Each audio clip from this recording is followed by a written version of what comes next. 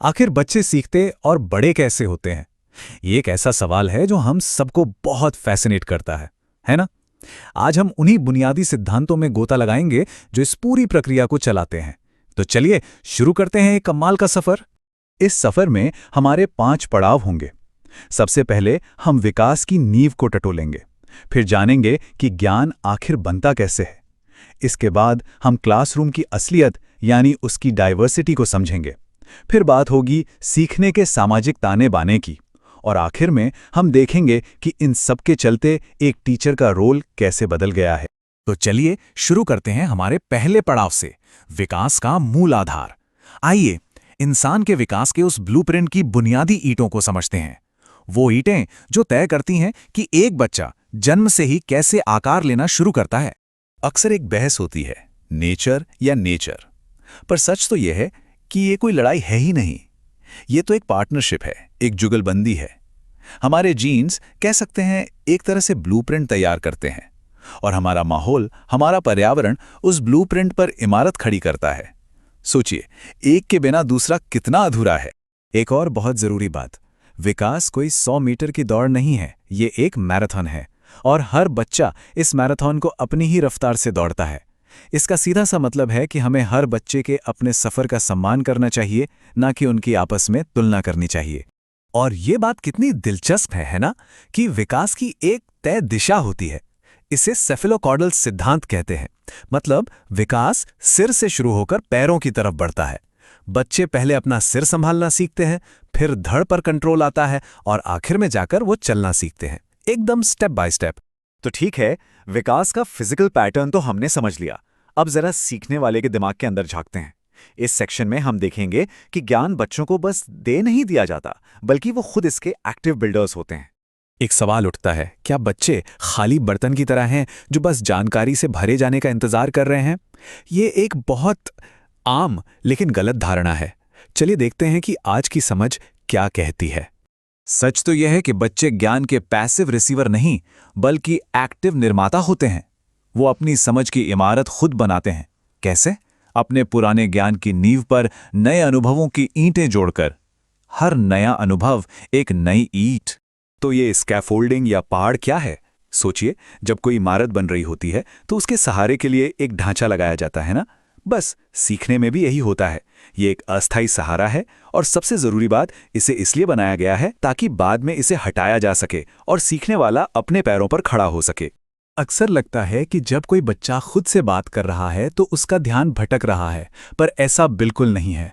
असल में ये जो प्राइवेट स्पीच है, ये खुद को रेगुलेट करने और किसी प्रॉब्लम को सॉल्व करने का एक बहुत पावरफुल टूल है।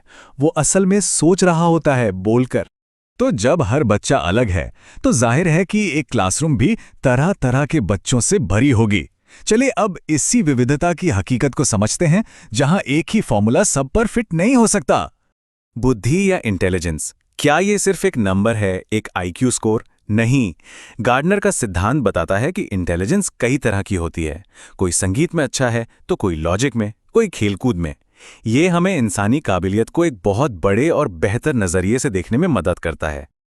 और भाषाओं के बारे में क्या? कई भाषाओं का ज्ञान कोई रुकावट नहीं है, बल्कि ये तो एक कॉग्निटिव सुपर पावर है। ये दिमाग को और लचीला बनाती है। जब हम इसे एक कमी की जगह एक खूबी की तरह देखते हैं, तो क्लासरूम का पूरा माहौल ही बदल जाता है। तो फिर असली समावेशी माहौल या ट्रू इंक्लूजन का मतलब क्या है? इसका मतलब है एक लचीला करिकुलम, हर बच्चे के अंतर का सम्मान, और यह सुनिश्चित करना कि हर बच्चे को सीखने का अधिकार मिले। इसका मतलब है ऐसे सिस्टम बनाना जो बच्चे के हिसाब से ढले, न कि बच्चे को सिस्टम के हिसाब से ढलने पर मजबूर करे। चलिए अब आगे बढ़ते हैं और देखते हैं कि सीखना कोई अकेले में की जाने वाली एक्टिविटी नहीं है। ये तो हमारे सामाजिक और सांस्कृतिक ताने बाने में गहराई से बुना हुआ है। सीखना अपने मूल रूप में एक सामाजिक काम है। हम अकेले नहीं सीखते।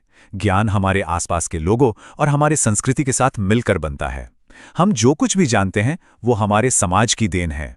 हमारी सामाजिक सीख 2 मुख्य जगहों पर होती है। पहला, हमारा परिवार। ये हमारा पहला स्कूल है जहां हम अपनी बुनियाद, अपने मूल्य सीखते हैं। और दूसरा है स्कूल, जहां हम बड़े समाज के तौर तरीकों और नियमों से परिचित होते हैं। यहाँ एक बहुत ज़रूरी बात समझनी होगी। जेंडर और बायोलॉजिकल सेक्स ये दो अलग अलग चीज़ें हैं। जेंडर हमारी शारीरिक बनावट से तय नहीं होता। ये एक सामाजिक रचना है जिसे हमारा समाज, हमारी संस्कृति की उम्मीदें और भूमिकाएं आकार देती हैं। इन दोनों के बीच का फर्क समझना आज के समय में बहुत ज़रूरी है। और अब आते हैं हमारे आखिरी सेक्शन पर।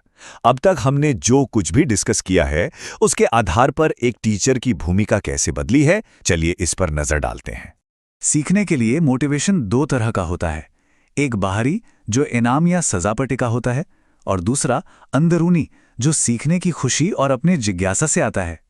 बाहरी मोटिवेशन थोड़ी देर तो काम कर सकता है, पर जो जिंदगी भर सीखने वाला बनाता है वो है अंदरूनी मोटिवेशन। असली सीख वहीं से आती है। तो आज का मॉडर्न टीचर कौन है? वो कोई डिक्टेटर नहीं, बल्कि एक फैसिलिटेटर है, एक मददगार। उसका काम रट्टा लगवाना नहीं, बल्कि क्रिटिकल थिंकिंग को बढ़ावा देना है। वो असेसमेंट का इस्तेमाल ग्रेड देने के लिए नहीं, बल्कि मदद करने के लिए करता है। वो एक सपोर्ट सिस्टम है। और असेसमेंट यानी मूल्यांकन, इसका मकसद क्या है? इसका मकसद बच्चों पर पास या फेल का ठप्पा लगाना बिल्कुल नहीं है। इसका असली मकसद है सीखने में आ रही दिक्कतों को पहचानना, बच्चों के डर को कम करना, ताकि उनकी सीखने की यात्रा में सही तरीके से मदद की जा